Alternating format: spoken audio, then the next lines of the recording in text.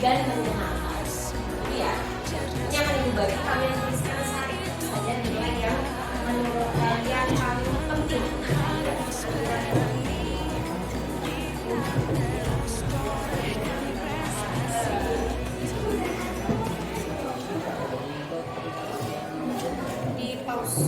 Di pause aja. Buat nafasnya. Sekarang kalian tempelkan di dalam kertas karton yang ada di depan. Silakan. Oh, jangan itu.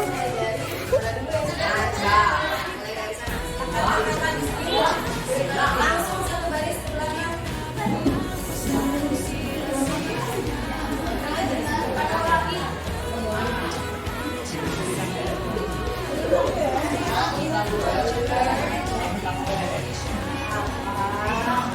Minum. Iya loh, kayak singlenya aku belum.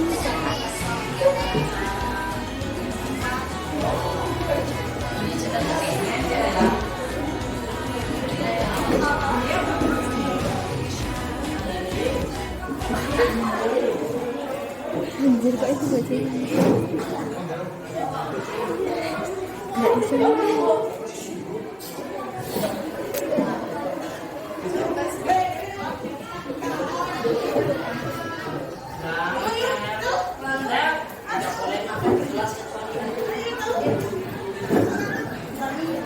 Kecuali aku nanti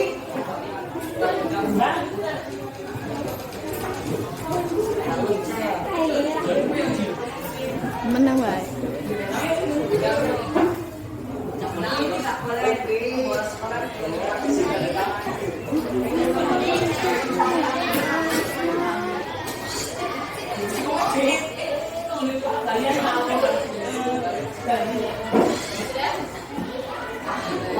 Di sini gua akan baca Pak. Ya. Ini adalah keyakinan kelas yang sudah kalian buat kelas 73. Menjaga buku yang dipinjam dari perpustakaan dengan baik, tidak ribut saat pelajaran dimulai. Menjaga fasilitas sekolah yang ada di kelas. Tidak boleh membuang sampah di laci, tidak boleh mencontek saat pelajaran. Tetap menjaga kelestarian kelas, tidak membuang sampah di laci meja. Menghargai ketika guru menjelaskan, mendengarkan.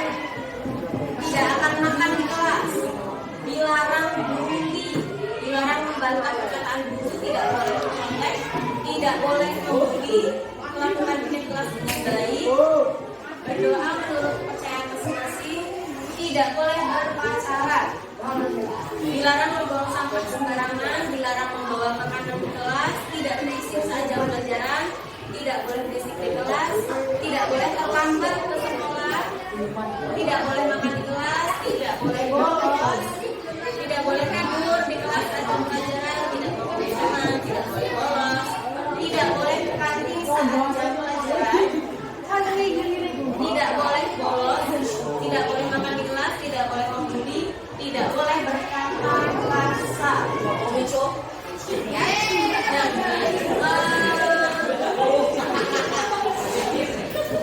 Ini akan ibu rangkum berupa nilai-nilai kebajikan. Nilai-nilai kebajikan itu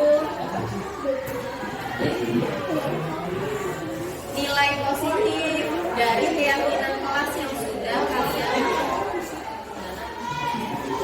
Yang pertama, nilai kebajikannya berarti ketika kalian tidak ribut, tidak peduli, itu berarti kalian harus menjaga sikap untuk sikap apa itu namanya? Ketika kalian mendengarkan guru, iya betul, menghargai, menghormati, menyayangi, akhlak yang harus kalian punya, menyayangi satu sama lain. menyayangi satu sama lain. Akhlak yang 5S itu apa itu? Senyum, salam,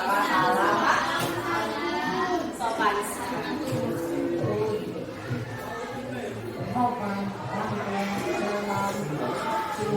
Setelah itu apa lagi? tidak terlambat, tidak boleh bolos. Disiplin. Tanggung jawab. Tadi ada yang berdoa, berarti religius, sesuai kepercayaan masing-masing. Nah ini ada berapa nih? 1, 2, 3, 4, 5, 6. Ibu buat 5 saja, yang ini jadi 1 ya. Menghargai dan menghormati. Itu jadi 1. Kalau 1 mesti kita jawab. Jadi ada 5. 1, 2, 3, 4, 5. Nah, sekarang Ibu akan bagikan kembali kertas sticky note-nya.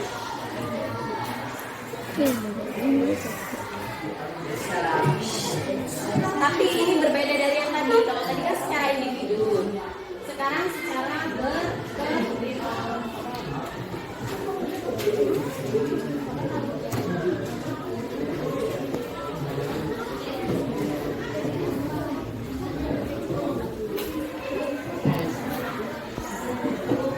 Yang masih bisa gabung jadi 2 kelompok saja.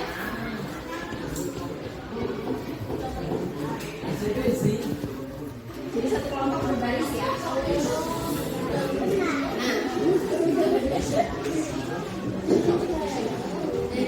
Nah, kalian buat di sticky note itu yang kecil aja. Kalian buat tabel T namanya. Bentuknya kayak T itu. Jadi di sini misalnya yang laki-laki dapat menghargai dan menghormati judulnya ya di sini. Menghargai dan menghormati. Kemudian di sini kalian tulis tampak seperti. Di sini ditulis tidak tampak seperti. Gitu ya. Nah, yang kalian tulis ini berarti adalah yang tampak seperti. Contoh, menghargai dan menghormati, tampak seperti. Berarti mana tadi? Mendengarkan guru,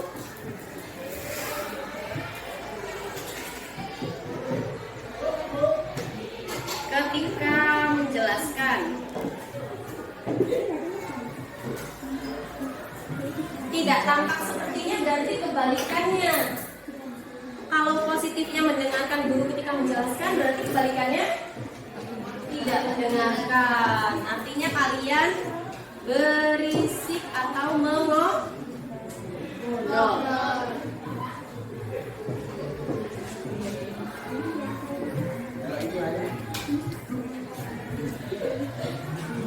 jadi kalian buat per nomor 1, 2, 3, 4. Silakan kalian.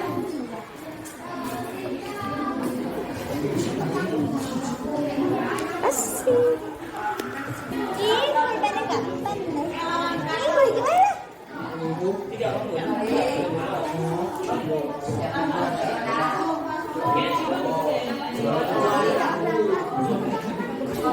Tidak boleh memborong kecuali aku.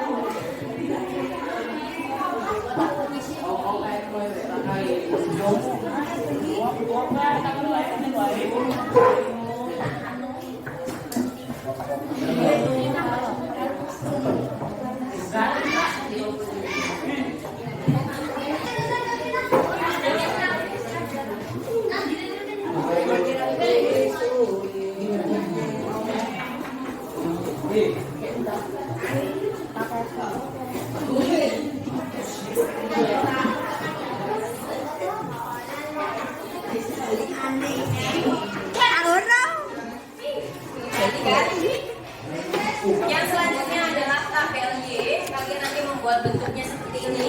Yang pertama ada terdengar, ada terlihat, dan ada berperilaku. Kalian ambil dari nilai-nilai ini sesuai kelompok yang tadi. Kalau kelompok pertama berarti menghargai dan menghormati. Terdengar itu berarti ketika kalian menghargai itu seperti apa? Ketika kalian mengucapkan sesuatu. Contoh.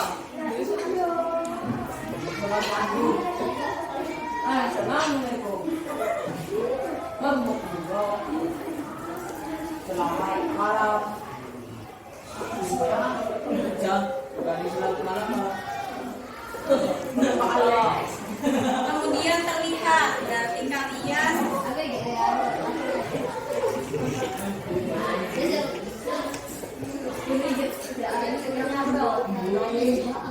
ini kalian isi dengan kalimat yang tadi.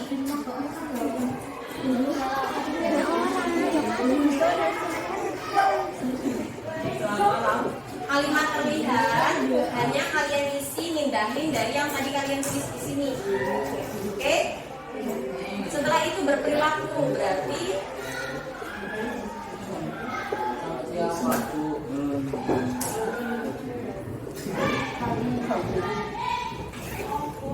tinggal kalian isi aja di sini.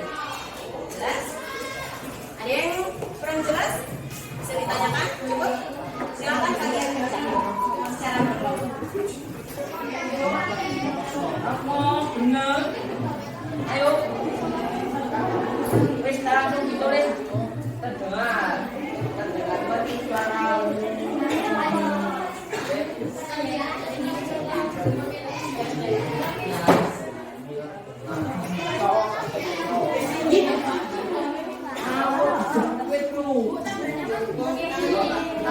Ya, tabel Y.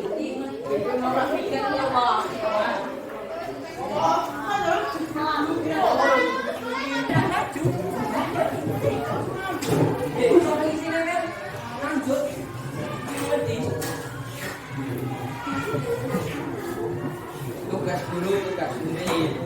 Tugas guru, bukan tugas guru. Untuk tugas guru, satu untuk tugas murid masing-masing kalian berlima. Kemudian kelompok 2 kalian tuliskan guru tugasnya bukan A, murid tugasnya bukan A. Kelompok 3 kalian tuliskan tugas guru dan tugas murid. Kelompok 4 kalian tuliskan guru tugasnya bukan kelompok 5 tuliskan tugas guru dan tugas murid. Silakan kerjakan secara berkelompok.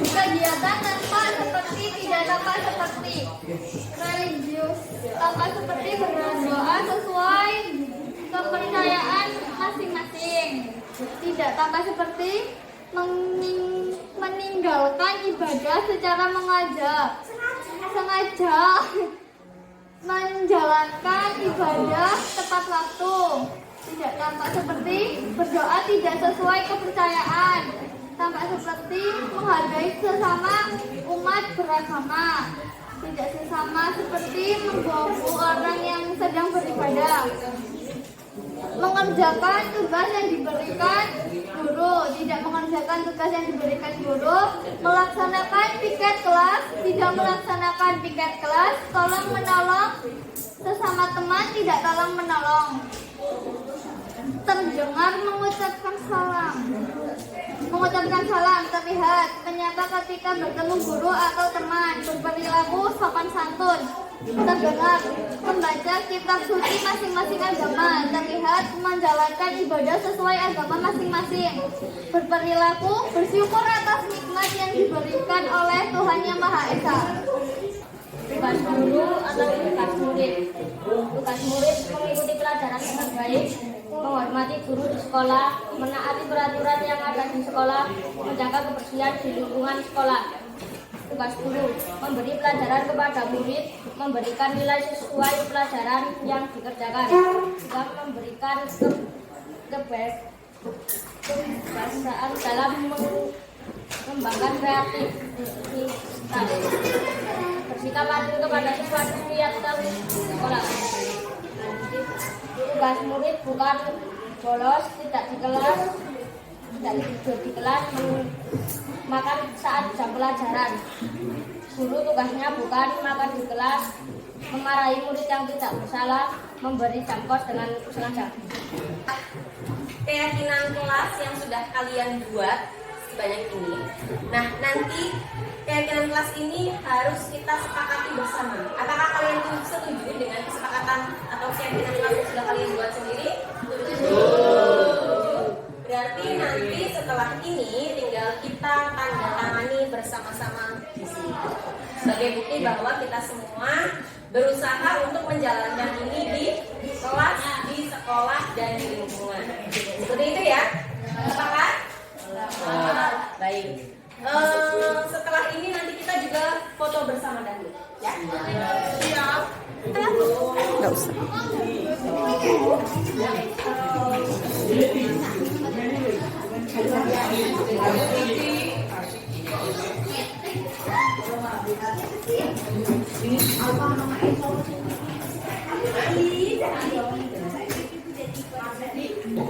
Yuk, baris ketiga.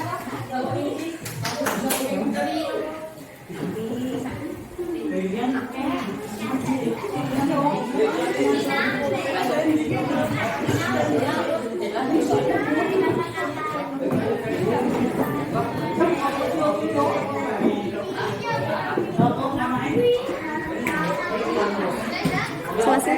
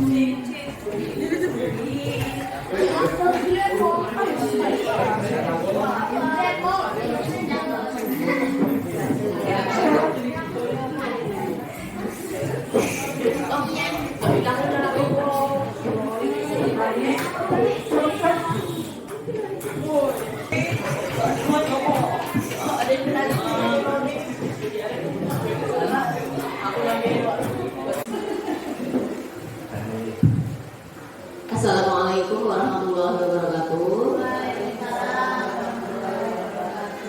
Alhamdulillahirrahmanirrahim. Syukur kehadiran Allah Subhanahu wa Ta'ala sehingga kita semua dapat berkumpul di web IPA dalam keadaan sehat walafiat. Salawat serta salam marilah kita saling agungkan kepada baginda kita Nabi Muhammad SAW yang kita nantikan syafaatnya di yaumil qiyamah nanti. Yang terhormat Bapak Waka UPK SMP Negeri 3 Gading Rejo, yang saya hormati Bapak Ibu Dewan Guru UPK SMP Negeri 3 Gading Rejo, saya ucapkan terima kasih karena sudah meluangkan waktunya untuk dapat hadir dan berkumpul dalam sosialisasi dan sharing budaya positif di sekolah kita.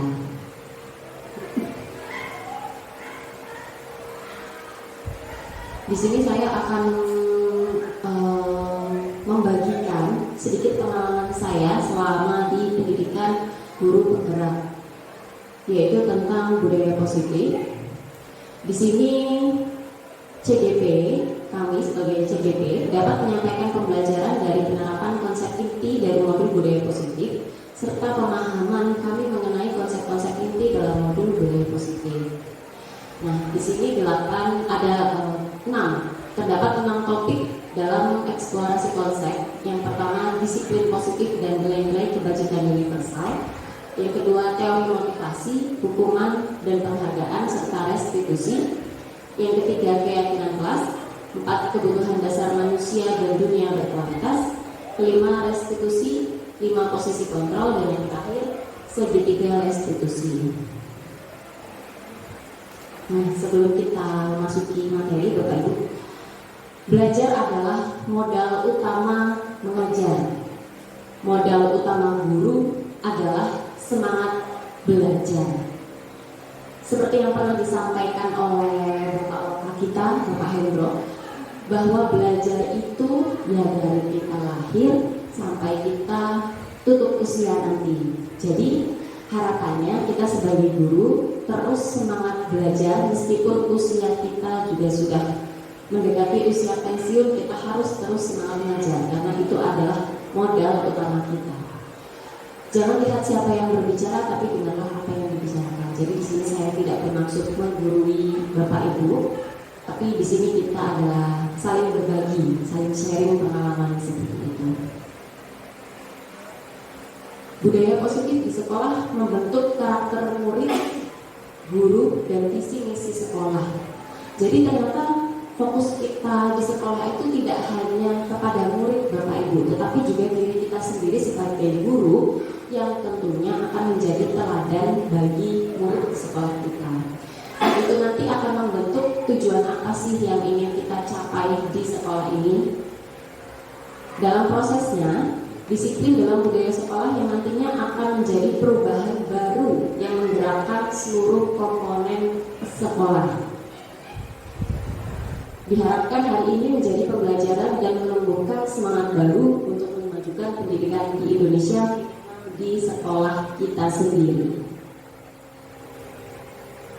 Nah, sebelumnya saya minta tolong kepada Bapak Ibu untuk relax, untuk memejamkan mata. Silakan pejamkan mata terlebih dahulu, Bapak Ibu.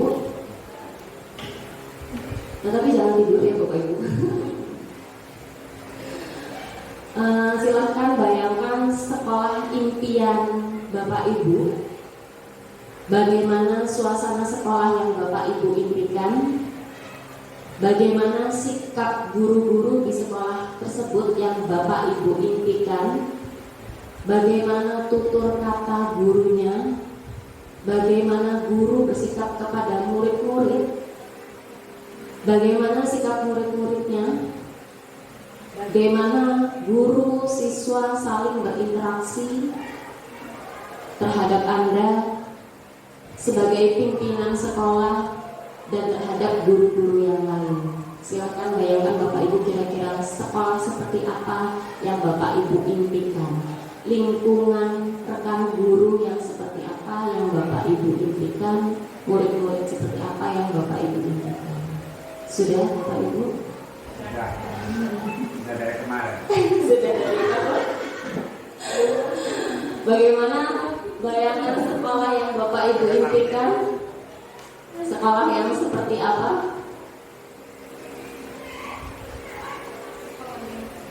Sekolah yang sehat.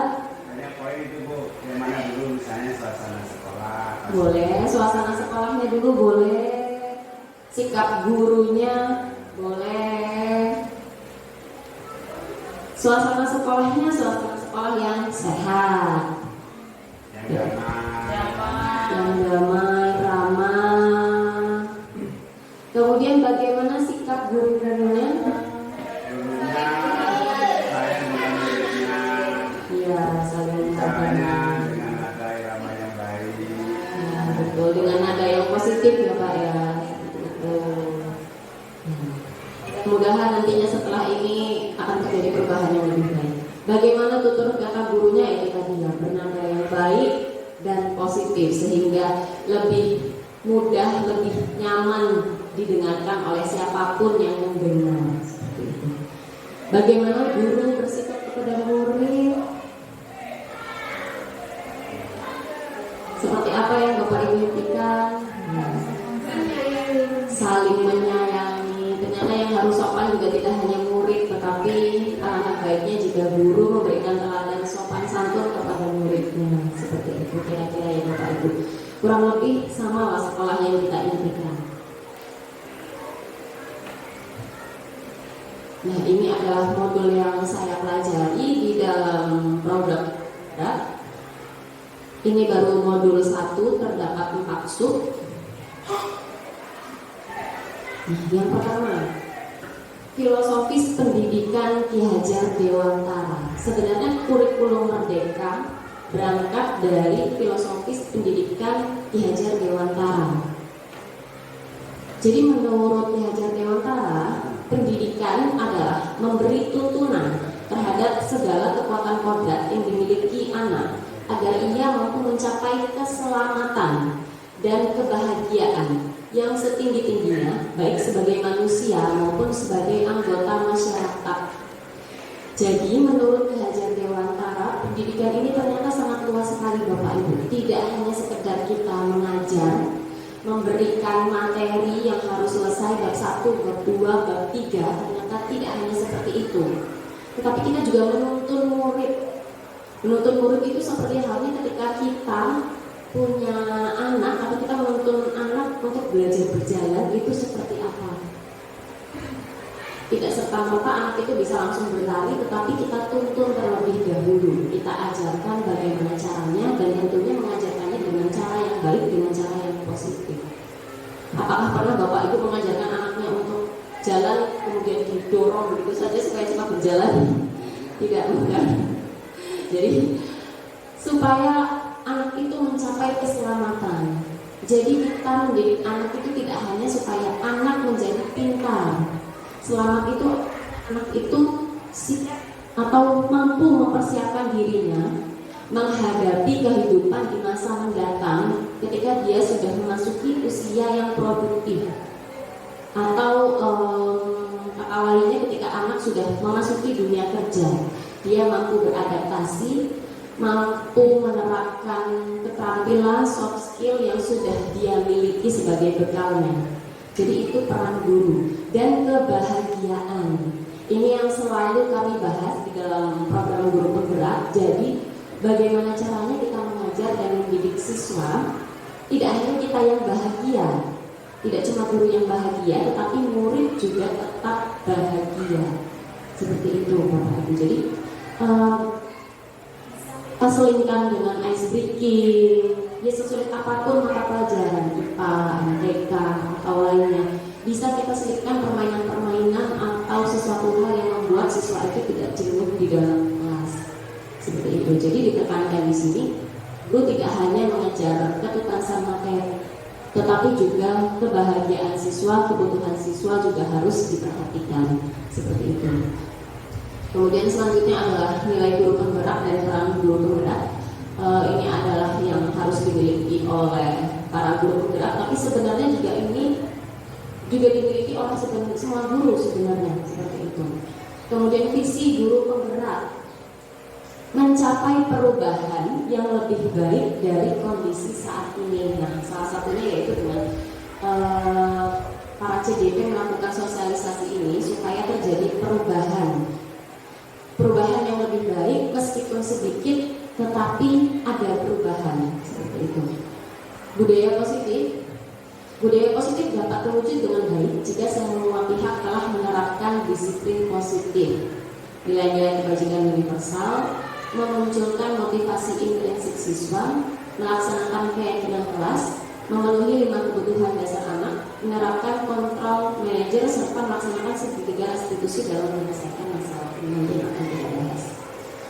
Nah, kembali ke Ki Hajar Dewantara, pendidik atau kita sebagai guru itu diibaratkan seorang petani. Jadi Ki Hajar Dewantara menyatakan bahwa kita ambil contoh perbandingannya dengan hidup tumbuh-tumbuhan seorang petani yang menanam padi misalnya, hanya dapat menuntun tumbuhnya padi. Ia dapat memperbaiki kondisi tanah, memelihara tanaman padi, memberi pupuk dan air, membasmi ulat-ulat atau jamur yang mengganggu hidup tanaman padi, dan lain sebagainya.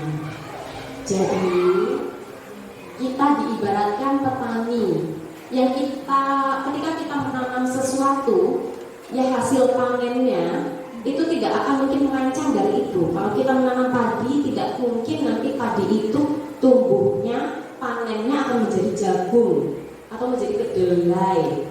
Apalagi kalau menjadi daging, Bapak Ibu, sangat jauh sekali ekspektasinya. Nah, berangkat dari itu, makanya kita hanya bisa memupuk bibit tersebut untuk tumbuh dan berkembang menjadi lebih baik, memberi jalan arahnya.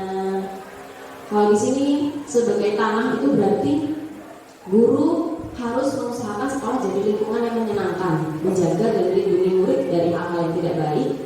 Dengan demikian karakter murid tumbuh dengan baik, seperti itu Bapak Ibu. Jadi kita tidak akan bisa mengubah kodrat murid, kita tidak akan bisa mengubah sifat murid, karena sifat itu sudah bawaan murid dari lahir.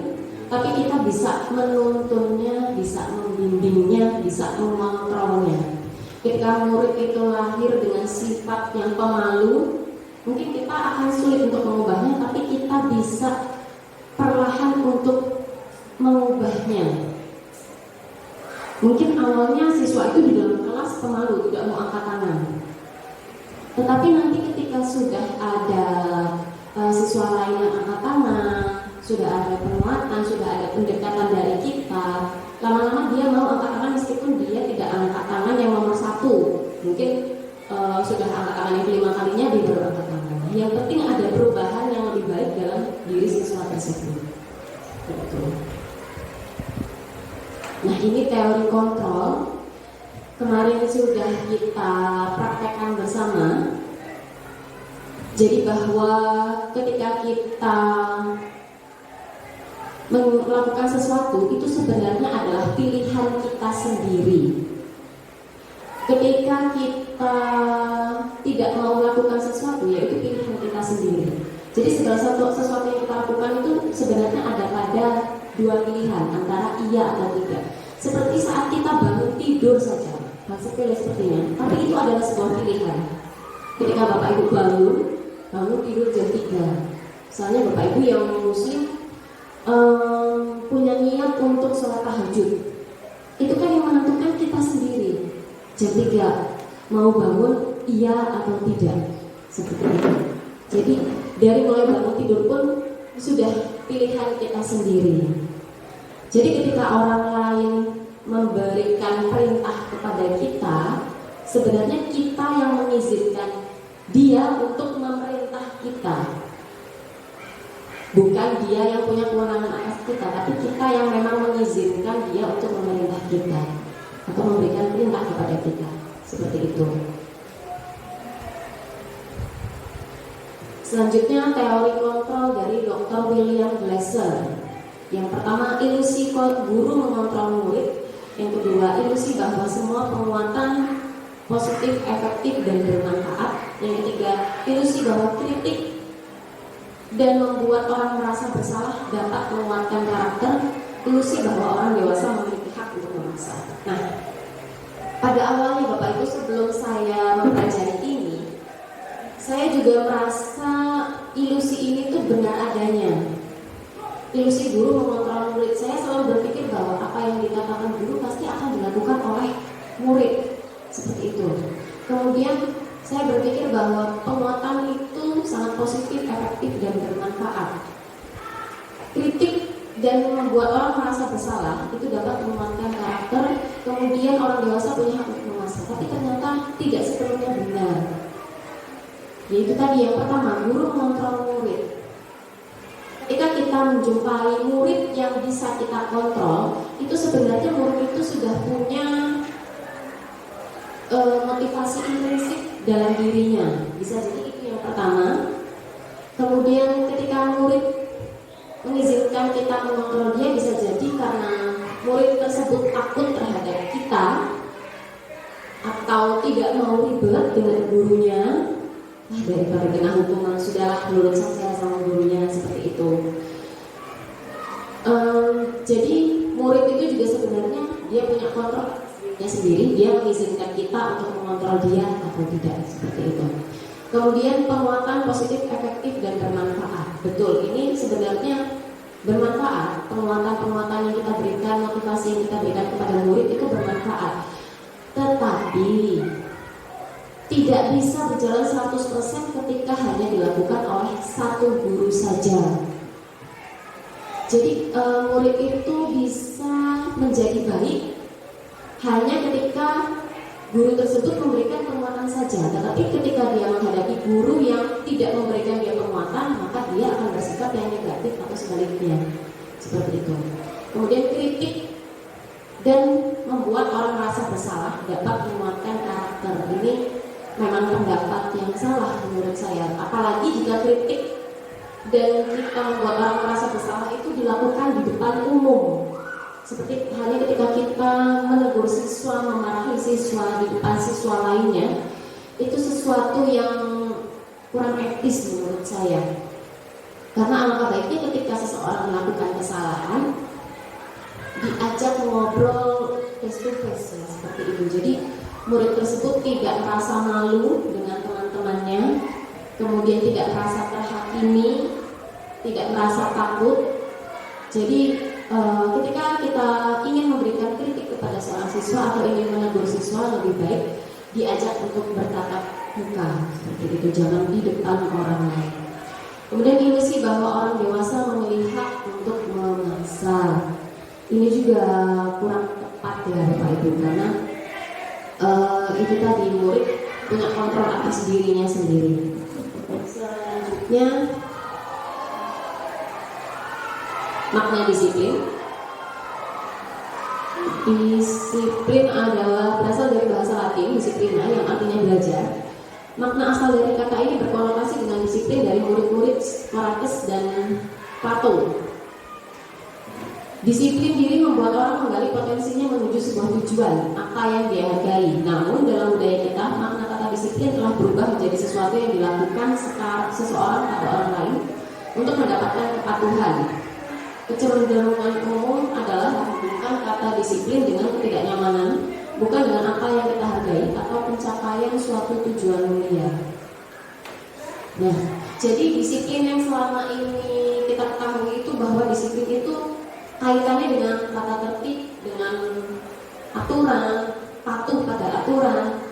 Tetapi lebih tepatnya ternyata disiplin itu mengacu pada perilaku sesuai dengan nilai-nilai kebajikan universal dan memiliki motivasi intrinsik bukan ekstrinsik. Itulah disiplin yang sesungguhnya. Jadi disiplin itu motivasinya dari dalam diri sendiri, bukan atas keinginan orang lain terhadap kita. Nah, ini saya berikan contoh di pengalaman saya sendiri. Mungkin bukan Bapak dia, pengalaman saya sendiri ketika akan melaksanakan upacara atau apel, itu kita berusaha mendisiplinkan siswa ya dengan kita menertibkan baris-baris siswa, atau bahasa kasarnya itu menguprak-uprak siswa ya, supaya siswa itu mau baris. Padahal seharusnya disiplin itu bukan seperti itu. Disiplin itu siswa ketika mau baris tapi dengan kemauannya sendiri, dengan kesadarannya sendiri. Ketika sudah bel, siswa tahu mau upacara, ya langsung baris di lapangan upacara. Seperti itu seharusnya disiplin. Kemudian ini saya berikan contoh disiplin positif yang sudah sesuai dengan motivasi intrinsik siswa. Ini juga saya agak salut dengan kelas 76 yang dalam pembelajaran mungkin agak ribet ya Bapak Ibu. Tapi ini pernah ketika hari Sabtu di jam ekskul ya, sebelum ekskul berkebun atau bertanam. Di sini saya waktu itu telat karena saya harus beli peralatan untuk berkebun terlebih dahulu di toko. Jadi saya telat, kemudian saya melihat ketika di kebun mereka sudah mencakul lahannya, sudah dibuat gundukan, sudah dibersihkan, sampahnya sudah dibuang, sudah dipinggirkan dan sudah dibakar. Bahkan saya saya tidak menitipkan tugas seperti itu, saya tidak menitipkan kelas 76, tapi mereka dengan sadar diri melaksanakan hal tersebut. Nah, ini adalah disiplin yang sesungguhnya. Selanjutnya, nilai-nilai kebajikan universal merupakan fondasi kita dalam berperilaku. Nilai-nilai kebajikan yang disepakati bersama, lepas dari suku bangsa, agama, bahasa maupun latar belakang. Sifat-sifat positif manusia yang merupakan tujuan mulia yang ingin dicapai setiap individu. Seperti yang telah kita pelajari kemarin oleh Miss Hera, bahwa nilai-nilai kebajikan universal itu sebenarnya sudah dekat dengan kita, sudah akrab di telinga kita, seperti nilai-nilai disiplin, tanggung jawab, peduli, empati, dan lain-lain. Nah, yang sekarang sedang kita ingin majukan di dalam sekolah-sekolah itu adalah nilai profil pelajar Pancasila. Ini termasuk nilai-nilai kebajikan yang universal juga. Kita juga sudah melaksanakannya di dalam P5, yaitu beriman bertakwa kepada Tuhan Yang Maha Esa dan berakhlak mulia, mandiri, bernalar kritis, kreatif, gotong royong, dan berkebinekaan global.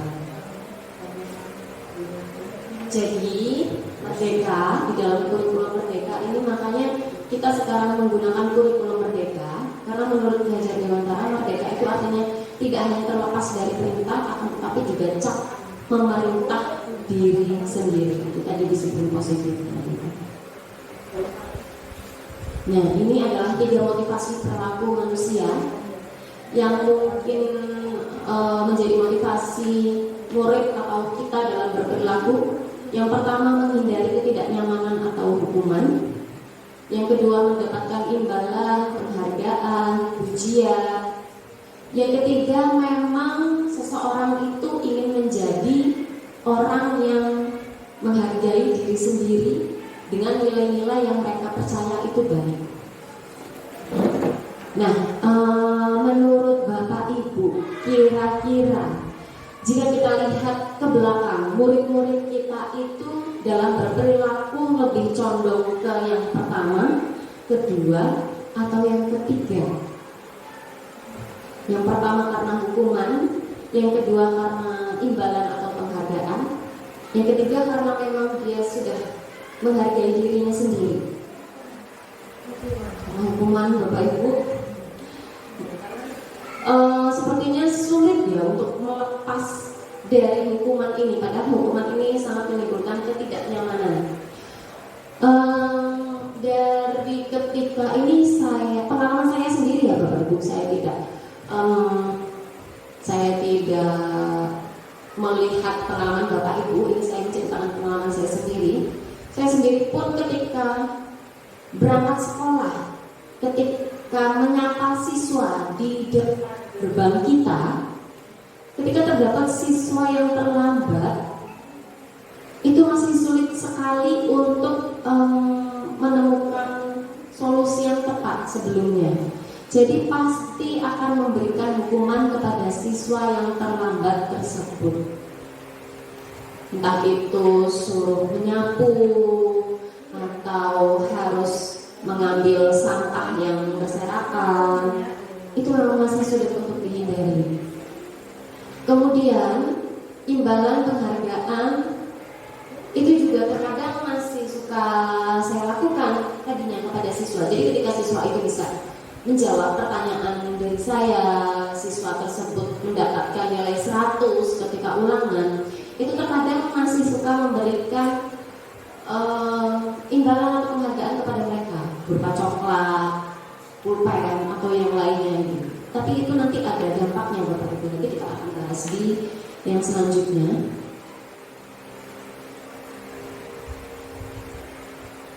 Nah, di sini hukuman bersifat tidak terencana atau tiba-tiba. Anak atau murid tidak tahu apa yang akan terjadi dan tidak dilibatkan. Hukuman bersifat satu arah dari pihak guru yang memberikan. Murid hanya menerima suatu hukuman tanpa kesepakatan. Hukuman diberikan bisa fisik atau psikis. Murid atau anak disakiti oleh suatu perbuatan atau kata-kata. Ini yang biasa kita berikan kepada anak-anak diminta untuk lari keliling lapangan. Kemudian mungkin ada yang disuruh berjemur. Kemudian mungkin ada yang melalui kata-kata ya Bapak Ibu. Itu termasuk yang tidak baik. Kemudian yang selanjutnya adalah konsekuensi. Disiplin dalam bentuk konsekuensi sudah terencana.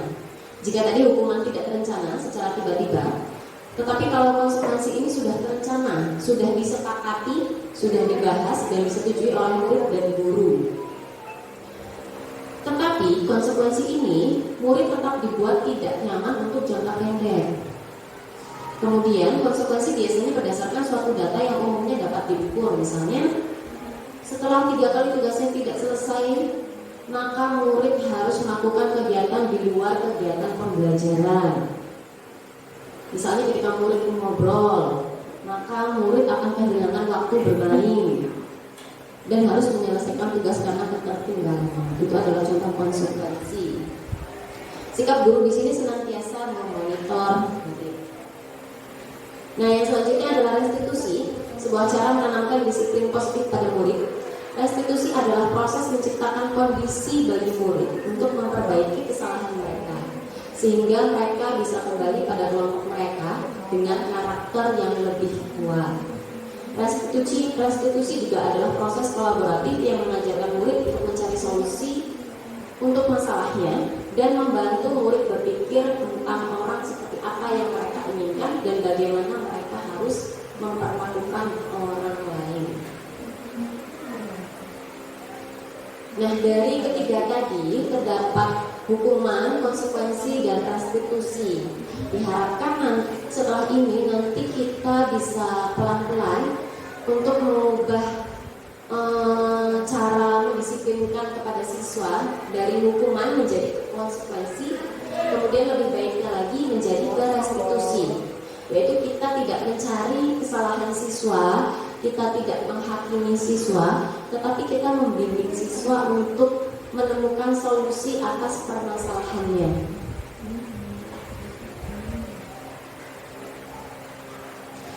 Nah, di sini ada perbedaan hukuman dan konsekuensi.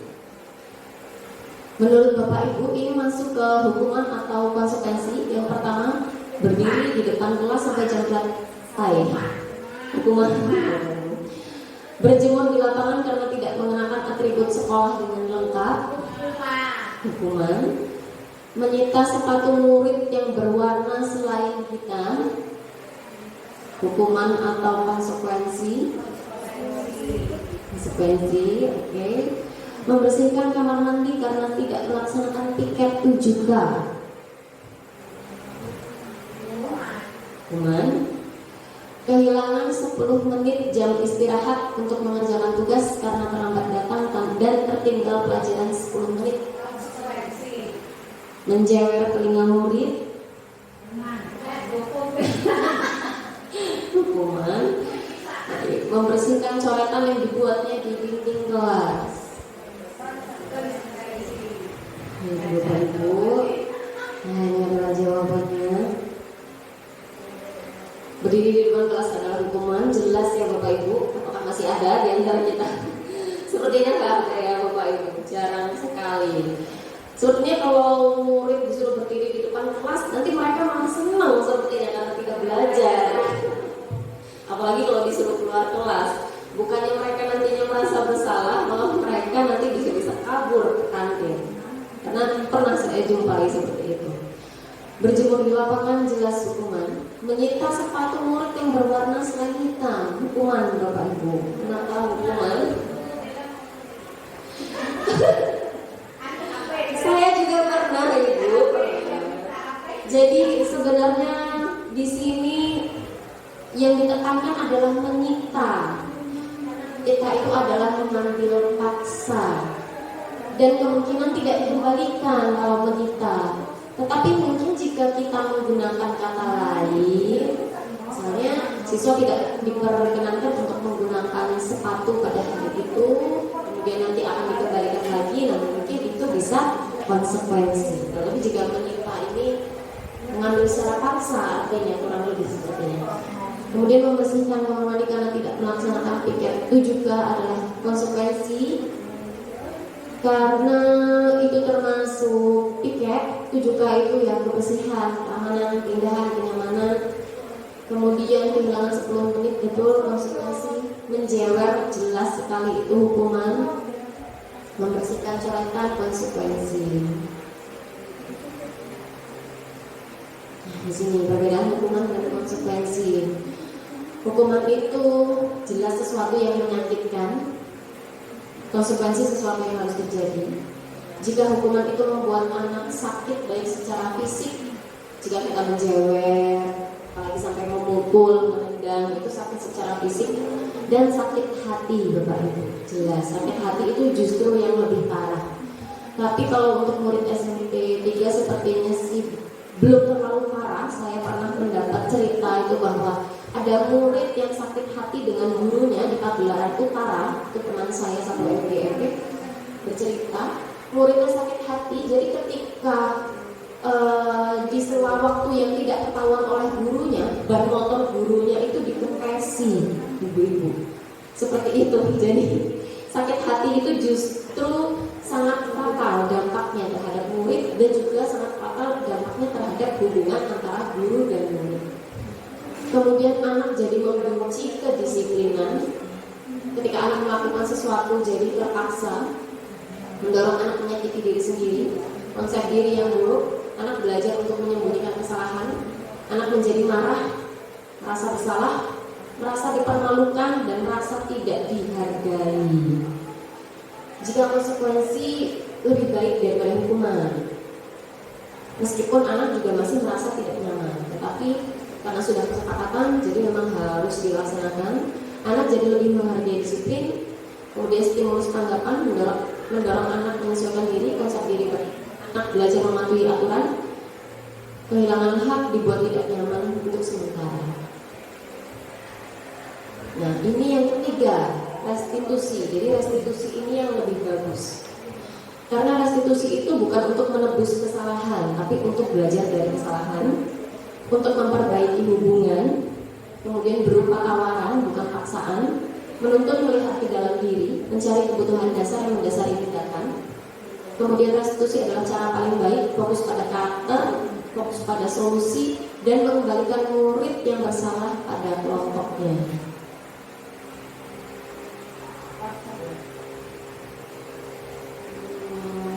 Selanjutnya adalah bentuk program kebajikan. Nah, ini Bapak Ibu yang tadi saya sampaikan, saya singgung sedikit, dalam memberikan apresiasi, pengakuan, motivasi, penguatan, perlu diingat beberapa hal. Beri pengakuan secara khusus. Jika perlu beri secara khusus, beri secara pribadi. Kemudian beri pengakuan kepada semua murid. Jadi tidak hanya kepada murid yang kita anggap pintar, kita anggap terampil, kita anggap cerdas, atau bahkan kita anggap cantik, kita anggap ganteng, kepada murid yang menang lomba, tetapi juga kepada semua murid. Jadi tidak timbul rasa iri antara murid yang satu dengan murid yang lainnya. Kemudian beri pengakuan secara konsisten dan fokus pada proses.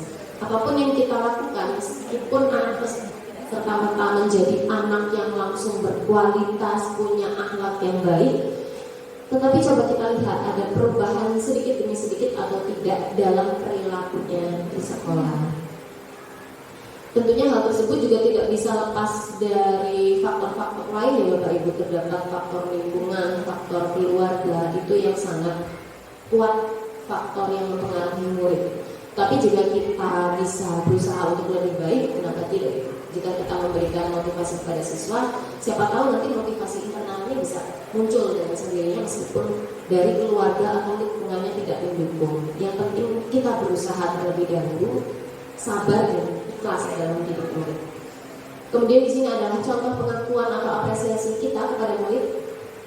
Bisa berupa kemarin saya perhatikan, misalnya kemarin sikap dia kurang baik, sekarang sudah lebih baik lagi. Itu bisa kita ungkapkan kepada murid tersebut. Bisa secara khusus, bisa secara umum. Misalnya saya sering di kelas itu melakukan seperti ini. Kelas 72 misalnya. Hari ini sudah dari minggu lalu masih ada siswa yang ngobrol di dalam kelas, tidak mendengarkan penjelasan dari ibu. Tetapi minggu ini sudah sangat luar biasa sekali, sudah memperhatikan semua, sudah tertib. Kemudian mari kita tepuk tangan seperti itu. Mereka dengan seperti itu saja sudah merasa bahagia gitu. Mereka merasa diperhatikan oleh kita sebagai guru. Oh, berarti ibu selama ini memperhatikan kami sebagai murid, seperti itu. Kemudian saya menghargai, terima kasih untuk rasa empatimu besar sekali, kepedulianmu, rasa tanggung jawabmu, dan lain-lain. Ini adalah contoh yang saya berikan melalui grup Bapak Ibu, karena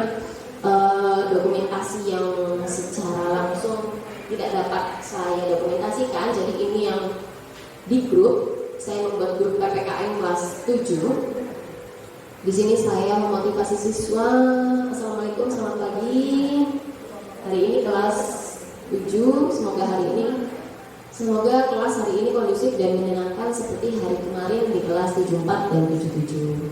Kemudian saya mengucapkan terima kasih kepada kelas 74 dan 77 yang sudah bisa konsisten dengan kesepakatan belajar yang telah kita buat bersama. Salut dengan kalian, love you full anak-anak tersayang. Jadi kita bisa menggunakan bahasa yang familiar dengan mereka gitu. Jadi mereka bisa, oh ternyata guru kita juga bisa akrab dengan kita, tapi dengan batasan tertentu. Sebelahnya juga sama adalah contoh saya ketika mereka bisa tertib saat mengikuti upacara. Saya mengucapkan terima kasih juga kepada mereka. Kemudian, nah ini adalah keyakinan kelas.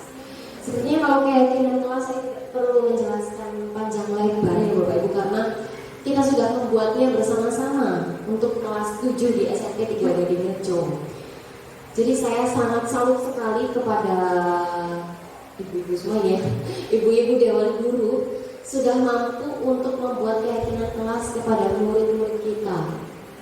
Seenggaknya ada perubahan sedikit demi sedikit yang saya lihat dari mereka. Jadi mereka ada perasaan, oh ya kemarin kan sudah buat keyakinan kelas dengan Bu Uswatul, oh ya kemarin sudah buat keyakinan kelas dengan Bu Siti. Jadi meskipun tidak seluruh siswa itu bisa 100% melaksanakannya, tapi pasti ada perubahan sedikit dalam diri siswa tersebut.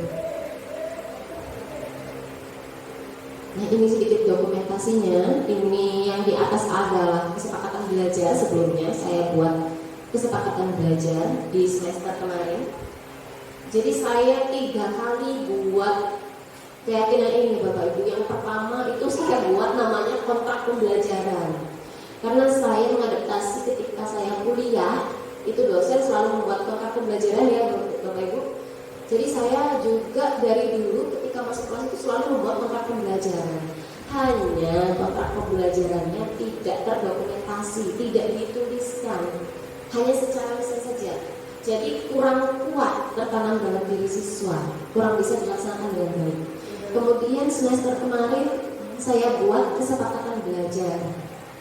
Nah kesepakatan belajar ini yang masih berupa aturan-aturan seperti siswa dilarang untuk membolos, kemudian siswa harus mengikuti upacara dengan tertib, masih seperti itu.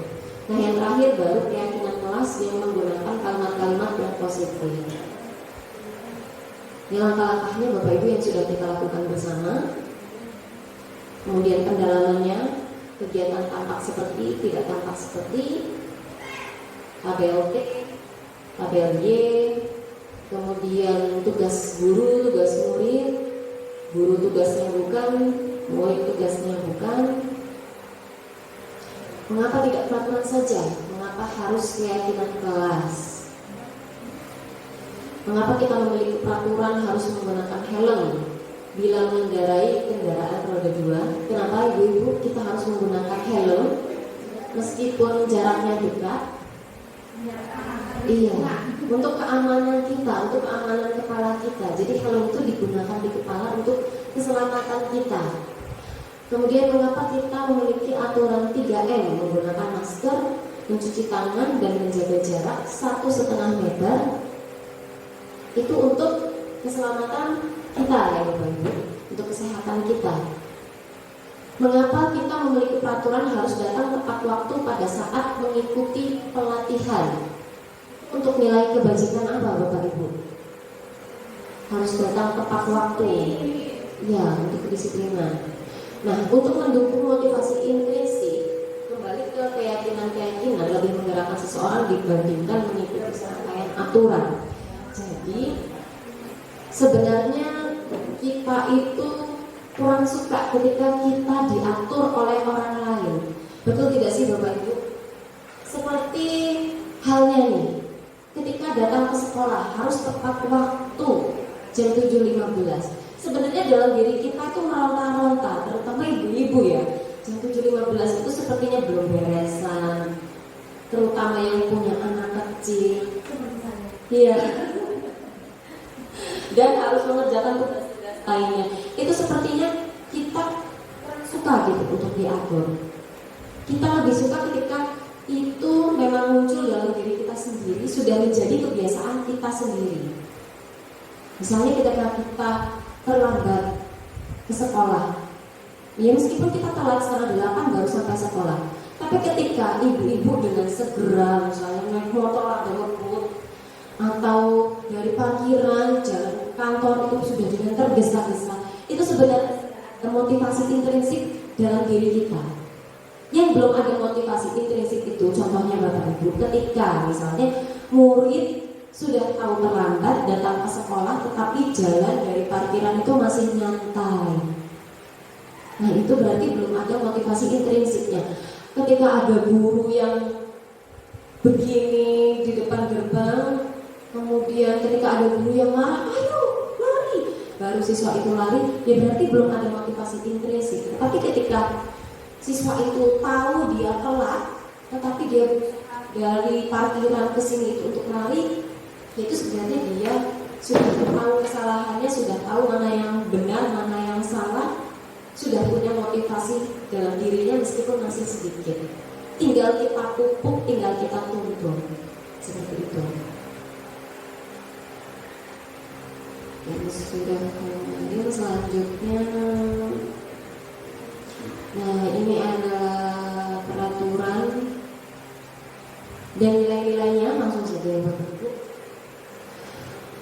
Peraturan selalu kembalikan bukatnya, maka nilai keyakinannya atau nilai kebajikannya adalah tanggung jawab. Dilarang mengganggu orang lain, menghormati orang lain. Jadi bagaimana kita bisa mengubah kalimat yang berupa peraturan-peraturan ini menjadi kalimat yang lebih nyaman dibaca, yang lebih nyaman didengar, yang lebih nyaman di telinga kita lah, seperti itu. Hadir di sekolah 5 menit sebelum pembelajaran dimulai, menghormati orang lain atau berkomitmen. Dilarang melakukan kekerasan, berarti keselamatan, menghormati orang lain dan seterusnya. 5 kebutuhan dasar manusia.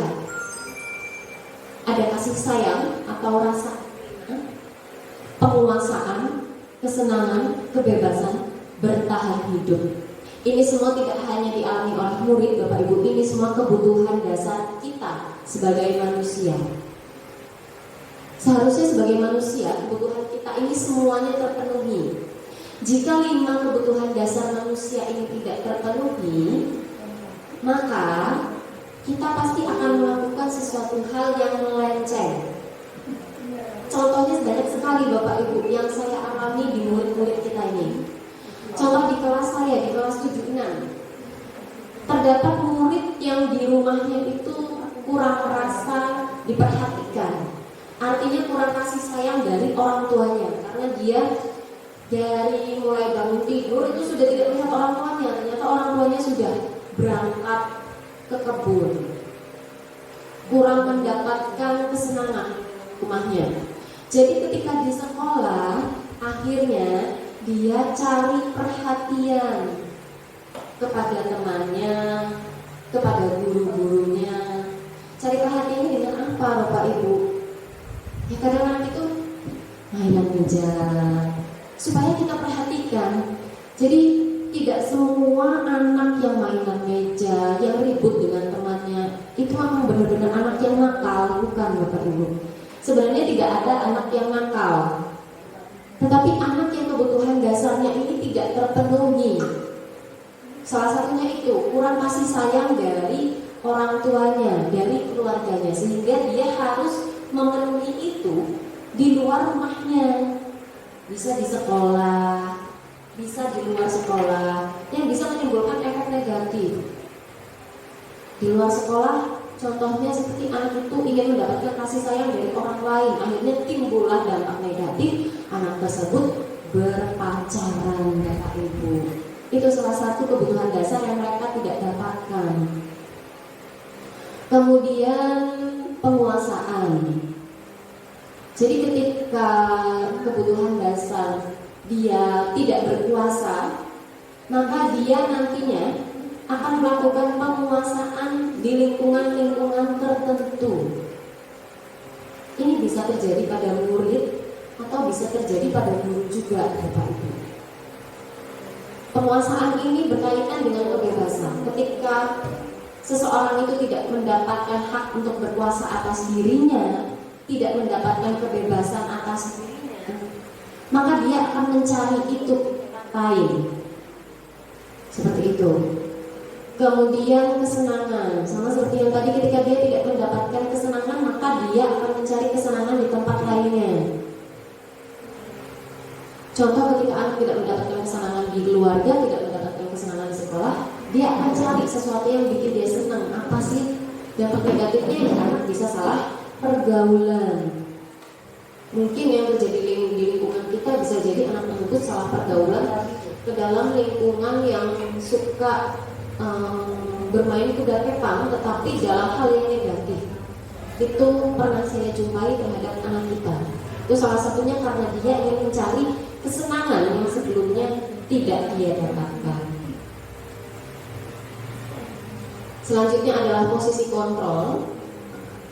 Yang pertama penghukum, yang kedua pembuat rasa bersalah, yang ketiga teman, yang keempat pemantau, yang terakhir manajer. Jadi posisi berangkat dari yang paling negatif ke yang paling positif. Yang pertama adalah penghukum. Contoh kalimat yang diucapkan oleh guru adalah, kalau kamu tidak melakukannya, awas ya, harus pokoknya dikerjakan. Seperti itu. Kemudian pembuat rasa bersalah. Ibu sangat kecewa dengan kalian. Kenapa sih kalian melakukan pelanggaran ini lagi? Pernah ya Bapak Ibu di kelas seperti itu? Karena saya juga pernah, terutama dengan anak yang saya wali kelasnya. Itu saya sering belum melakukan seperti itu. Ibu sangat kecewa dengan kalian. Kemudian teman, ayolah lakukan demi ibu. Masa kamu tidak mau? Ibu kan sudah sering membantu kalian. Nah, posisi teman ini memang biasanya yang paling disenangi oleh murid, Bapak Ibu. Guru ini pasti jadi guru favorit mereka, karena mereka menganggap, ini guru yang paling ngertiin aku nih. Guru ini yang paling klop, kerjasama nih gurunya. Emang ada hal positifnya, tetapi ada juga hal negatifnya. Jadi murid itu hanya mau patuh ya terhadap guru yang dia anggap teman saja. Ketika murid itu ke guru lainnya lagi, jadinya sifatnya kembali lagi ke yang semula. Itu dampak negatifnya. Tapi posisi teman ini baik jika dilakukan di jenjang PAUD, TK, dan SD di fase A. Kemudian pemantau. Nah, ini pemantau juga yang sering kita lakukan. Ini bagus juga meskipun tidak kurang membuat murid merasa nyaman, tapi ini termasuknya bagus. Memantau itu tadi dilakukan dengan kesepakatan kelas dengan aturan yang sudah ada. Jadi guru dan murid sudah sama-sama tahu aturannya apa, jika dilanggar konsekuensinya apa, itu sudah tahu. Manajer merupakan posisi yang paling baik karena posisi ini bisa menguatkan pribadi siswa menjadi individu yang positif. Ini tadi salah satunya. Kemudian kita ke segitiga restitusi. Segitiga restitusi ini terdapat 3 tahapan, Bapak Ibu. Yang pertama adalah menstabilkan identitas, yang kedua validasi kebutuhan, yang ketiga menanyakan keyakinan. Ini nanti sepertinya saya langsung ke contohnya saja. Ini ada kalimat-kalimatnya, kemarin sudah dijelaskan oleh Mas Hera. Nanti saya akan langsung ke contohnya. Nah, ini saya cek dulu. Ini praktik segitiga restitusi yang saya terapkan ke murid. Hanya mungkin di sini kalimatnya agak acak-acakan ya Bapak Ibu, karena tidak menggunakan skenario. Saya langsung tanya dengan murid seperti itu.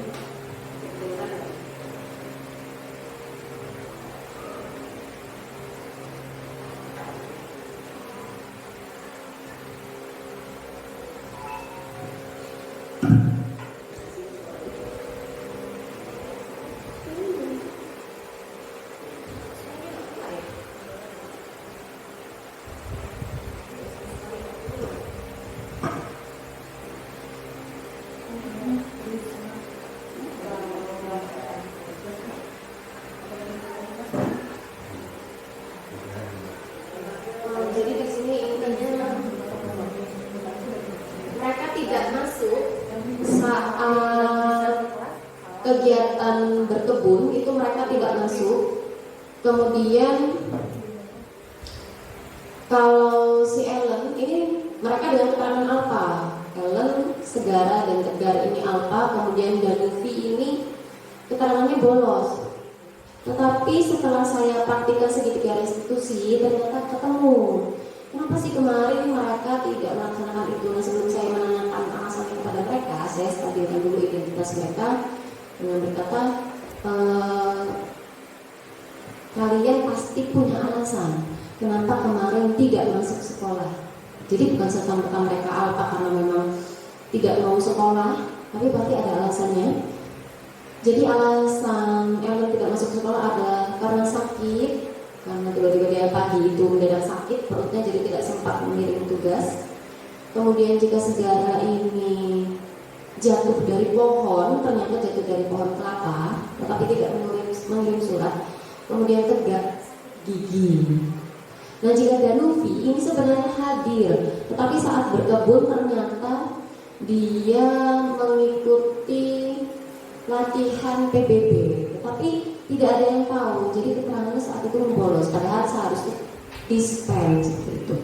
Nah, jadi setelah tahu alasannya, maka saya meminta mereka untuk bagaimana nih solusi dari permasalahan kalian, karena di sini ibu tidak mencari kesalahan kalian, ibu tidak mau menghakimi kalian, tapi ibu ingin kalian bisa menemukan solusinya. Apakah kalian mau memperbaiki kesalahan kalian? Mereka menjawab mau. Dengan cara apakah kalian bisa menemukan solusinya? Yang pertama mereka bilang dengan meminta maaf. Dengan meminta maaf karena mereka tidak mengirimkan surat. Kemudian yang selanjutnya adalah kedepannya saya akan mengirimkan surat ketika tidak masuk sekolah, seperti itu. Kemudian untuk Danuvi, saya akan izin terlebih dahulu kepada guru yang mengajar ketika saya akan melakukan latihan di luar kelas, seperti itu Bapak Ibu. Praktik dari segitiga restitusi yang kita. Kemudian di sini ada beberapa penerapan aksi nyata, foto-fotonya.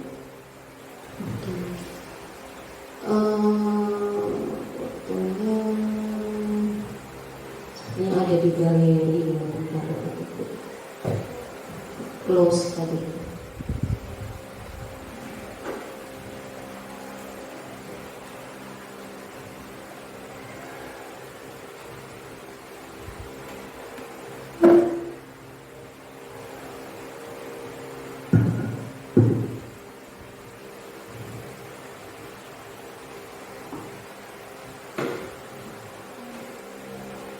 Sebenarnya ada di YouTube-nya, tapi karena YouTube-nya lemot.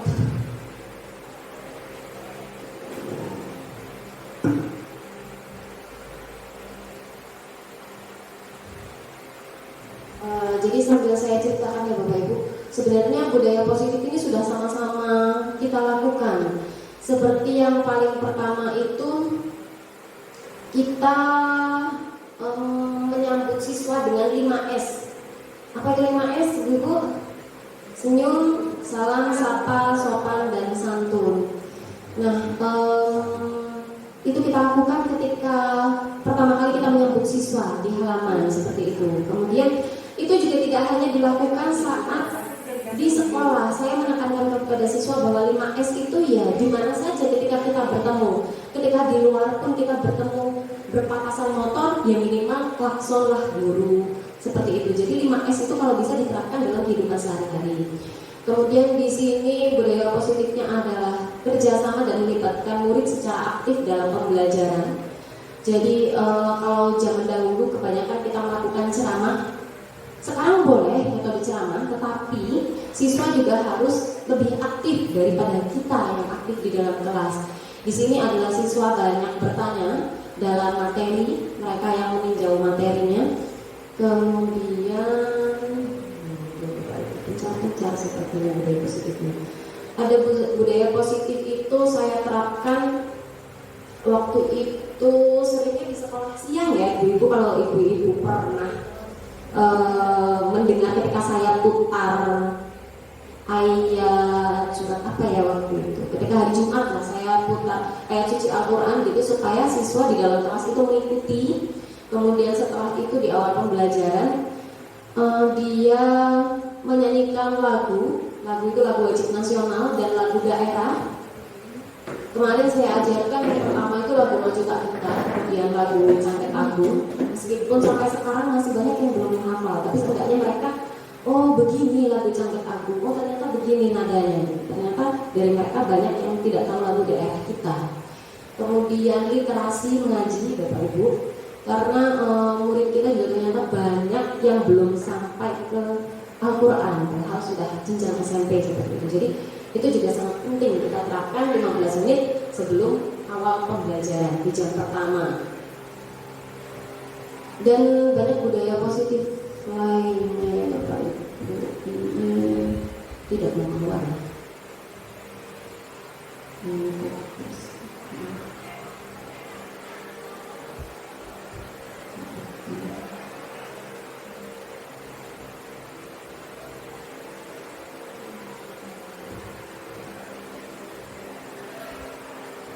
Nah ini ketika saya melakukan ice breaking di dalam kelas, kemudian ada tepuk-tepuknya juga.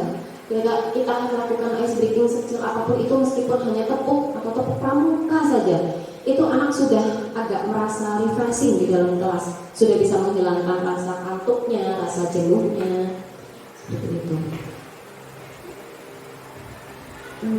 Itu saja pembelajaran dan pengalaman yang dapat saya bagikan Bapak Ibu. Apakah dari Bapak Ibu ada yang ingin sharing atau menanggapi? Ya. Boleh, silakan.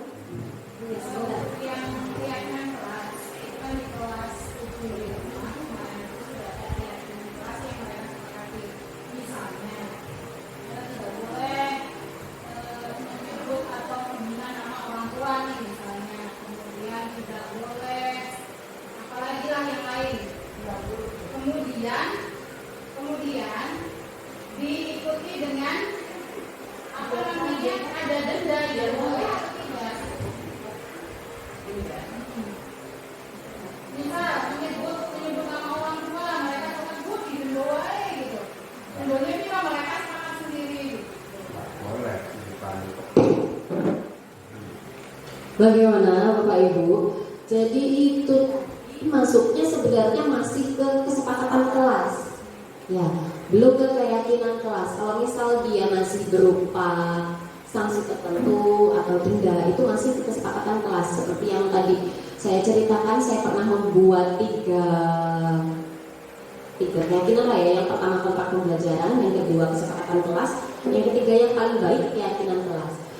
Jika kita sudah membuat keyakinan kelas, sangat dianjurkan ya Bapak Ibu supaya tidak ada seperti itu. Alangkah baiknya seperti itu. Jadi supaya muncul motivasi intrinsik dalam siswa. Tetapi jika itu sudah menjadi kesepakatan antara guru dan murid, kemudian tidak membebankan murid dalam hal finansial, ya Bapak Ibu, siapa tahu mungkin ada murid yang memang uang sakunya mungkin hanya 2.000 atau mungkin 3.000 atau kurang dari itu atau bahkan tidak sanggup. Jadi jangan sampai hal tersebut membebankan siswa seperti itu. Mungkin konsekuensinya bisa diganti ke hal lain yang bisa lebih mendidik siswa tersebut. Jika mungkin pelanggarannya berupa tadi berarti secara verbal ya, siswa yang membuli ya, intinya seperti itu, berkata kotor. Mungkin apa ya Bapak Ibu solusinya untuk konsekuensinya? Kalau untuk sanksinya sih, kalau menurut saya alangkah lebih bagusnya jika siswa tersebut dipanggil terlebih dahulu seperti itu. Kemudian kita andaikan seperti menggunakan sertifikat institusi setelah menstabilkan identitas, setelah kita validasi kebutuhannya, kita tanyakan bagaimana jika hal tersebut terjadi kepada kalian seperti itu. Apakah kalian mau jika dikatakan seperti itu? Pasti siswa tersebut akan menjawab tidak, gitu kan ya. Nah, berangkat dari itu, maka mudah-mudahan siswa tersebut akan sadar untuk tidak mengulanginya kembali. Nah, jika hal tersebut masih diulangi oleh siswa yang sama secara berulang, barulah bisa untuk mendapatkan konsekuensi. Tapi tetap konsekuensi itu yang benar-benar disepakati dan tidak merugikan siswa. Mungkin seperti itu. Kalau ada tambahan dari Bapak Ibu guru yang lain, bagaimana solusinya?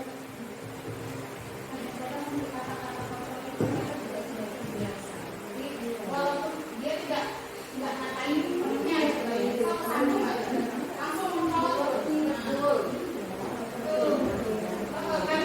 Betul sekali Bu Mas. Seperti ketika kita ke daerah Jawa Timur mana ya, itu Malang atau mana ya, yang ketika bahasa sehari-harinya itu mereka memanggil dengan istilah CUK.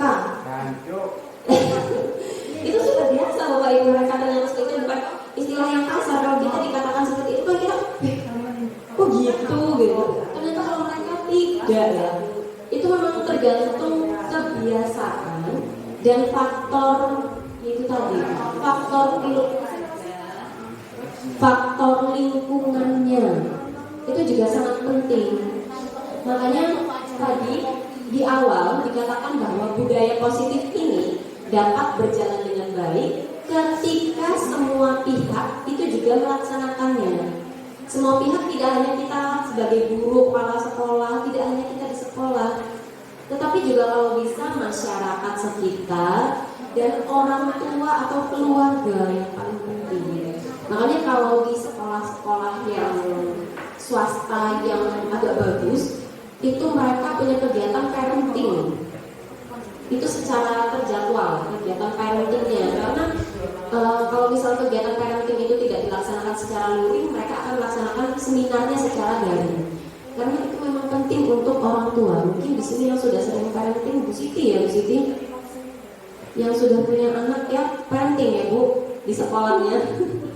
Jadi itu memang sangat penting untuk supaya orang tua paham bagaimana mendukung tumbuh kembang anak itu menjadi lebih baik. Itu yang belum kita laksanakan di sini sepertinya. Jadi ketika kita melaksanakan sesuatu, murid itu ke rumah, dia kembali ke lingkungannya, ya kembali lagi ke asal. Murid itu baik ketika bertemu dengan kita gitu. Ketika besokannya lagi mungkin akan diulang kembali. Jadi memang butuh kerjasama, koordinasi dan kolaborasi. Silakan Pak Hendro. Ya, nggak usah aja, ini hanya sekedar anggap itu aja. Kita kan udah tahu namanya pola cara menteri yang bagus, yang benar. Ada istilah hukuman, ada istilah peraturan, ada istilah keyakinan kelas. Setelah kita ini tahu, kita menjadi visi mana yang harus kita pakai gitu.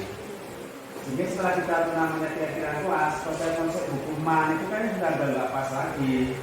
Tetapi kadang kita kok kalau masuknya ya bahasa anaknya gitu ya, kok masuk pakai aturan yang menghukum kelas, denda ini itu, apalagi gitu ya, harus bawa sapu, bawa alat pel, denda uang, apalagi itu kan udah kalau bicara istilah konstitusi maksudnya zaman dulu itu ya. Ya, sebenarnya udah lama maksudnya, cuma kita baru sadar itu baru ini kan. Jadi anak yang kita mulai menerapkan pun kita dibanding yang sudah termasuk kategori gimana terlambat. Maka tidak ada pilihan lain bagi kita. Dia harus berubah menuju mengambil yang baik dan mau meninggalkan yang kurang baik. Walaupun itu menjadi tradisi mamanya kan. Dan menjadi budaya, menjadi tradisi. kan jadi kebijakan. Karena yang bagi kebijakan kan bisa memahami hal ini, jadi seperti itu. Sekarang kembali pada diri kita, mau nggak kita berubah, gitu kan? Kalau kamu berubah, nanti beli jamnya Power Rangers, kita pakai. Kalau ada yang jual, pasti kita beli. Iya, Pak. makanya itu bisa berubah juga. Nah, Betul ya Pak Hendro, saya ingat banget perkataan Pak Hendro yang terakhir itu. Benar banget, jadi salah satu pengaruh sesuatu perubahan itu bisa terjadi atau tidak juga dari sistemnya, dari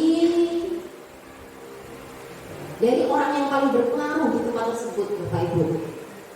Jadi kalau orang yang paling berpengaruh di tempat itu mendukung, memfasilitasi itu tidak hanya sarana prasarana, tapi juga ya seperti memberikan sosialisasi kepada guru-guru, memantau, memonitoring perilaku guru-guru di sekolah.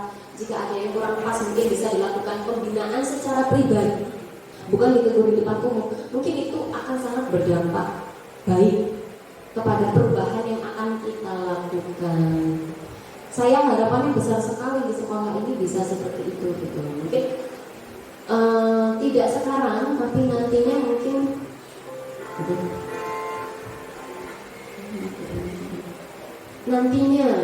tidak sekarang mungkin ya Pak Hendro, tapi ya siapa tahu besok ke depannya kita bisa berubah menjadi lebih baik. Setidaknya kita mulai dari diri kita sendiri lah. Meskipun kita melihat kok masih ada sih yang seperti itu, tapi setidaknya dimulai dari diri kita sendiri. Kalau kita sendiri yakin, punya tekad yang kuat, tidak terpengaruh dengan hal-hal yang negatif, siapa tahu nanti kita yang bisa mempengaruhi rekan guru yang lain menjadi lebih positif. Seperti itu. Mudah-mudahan. Apakah ada tambahan lagi Bapak Ibu? Cukup? Jika dirasa cukup, saya kembali ucapkan terima kasih yang sangat besar kepada Bapak Ibu telah meluangkan waktunya di sini. Meskipun ada yang freelance hari ini tetapi mau hadir, alhamdulillah saya ucapkan terima kasih sekali. Ada fasilitasnya yang bisa saya pakai di sini. Saya ucapkan terima kasih kepada Bapak Ibu. Mudah-mudahan Bapak Ibu mendapatkan bahasan pahala yang setimpal. Mohon maaf telah menyita banyak waktunya. Jika ada kesalahan, baik yang disengaja, tidak disengaja. Jika saya menyinggung perasaan Bapak Ibu, saya mohon maaf sebesar-besarnya. Kepada Allah saya mohon ampun. Astagfirullahaladzim. Saya akhiri. Wassalamualaikum warahmatullahi wabarakatuh.